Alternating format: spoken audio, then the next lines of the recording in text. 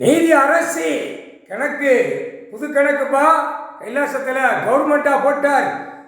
புது கவர்மெண்ட் ஆதியில் 7 ஜென்மத்துக்கு முன்னாடி நடத்தின கணக்கு இப்போ எடுக்கார். இப்போ தான் உட்கார்றாருப்பா. கைலாசத்தில் சிம்மாசனத்தில் உட்கார்ந்தோம் நாங்கள் 2 பேருமே.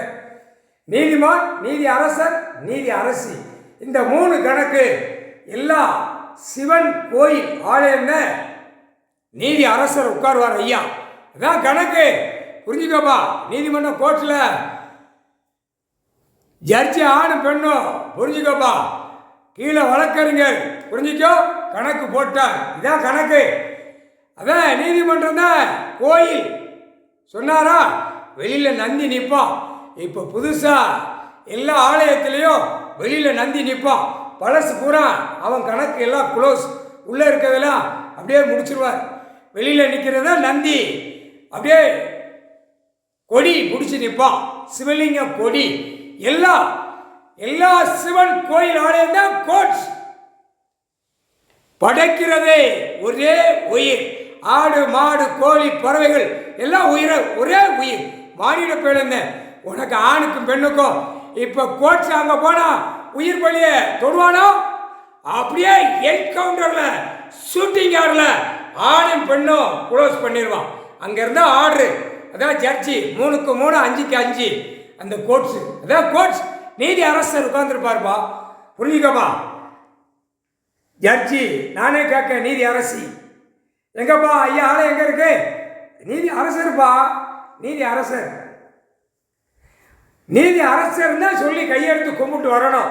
நீதி அரசரே தப்பு செஞ்சுட்டு மன்னிப்புன்னு கேட்கிறவ கேட்பா. நீதி அரசரே நான் தப்பு செய்யலை, என்னை தண்டனை கொடுக்க அப்படின்னு அந்த கேள்வி கேட்பான்.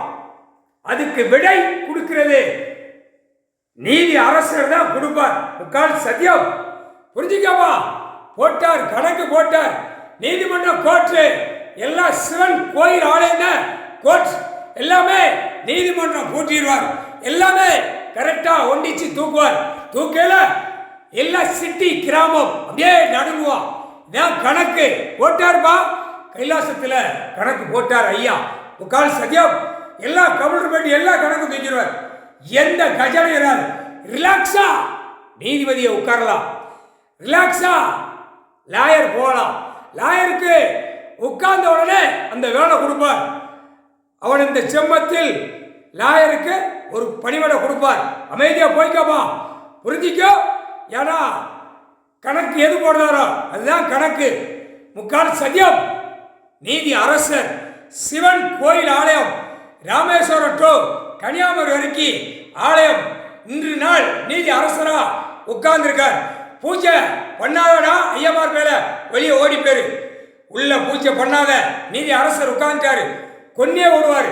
தொடாத அங்கத்தை தொடாத லிங்கத்தை தொடாத. இப்ப அந்த லிங்கத்திலே மாநில பிறவிய அனைத்தும் தூக்குவார். லிங்கத்திலே தூக்குவார். சேட்டை பண்ணவன ஆணும் பெண்ணும் நீதி அரசர் தூக்குவார். எங்கெங்க இருக்கு?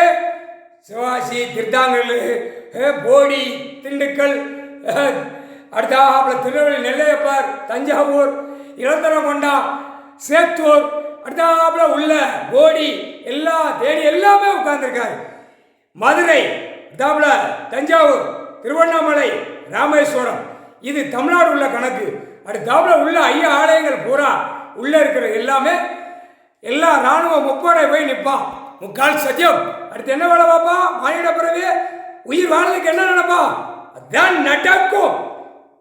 2ஆம் நம்பரை புறா சோழி முடிச்சிருவார். நீதி அரசர் தான் முடியும். முக்கால் சத்தியம். நீதிமன்றம் ஐயா ஆலயம் தான் நீதிமன்றம். நீதி அரசரா அரசர். அப்ப நீதிபதி சர்ச்சி இந்த செம்மத்தில் சந்தோஷமாக வரலாம் போகலாம்.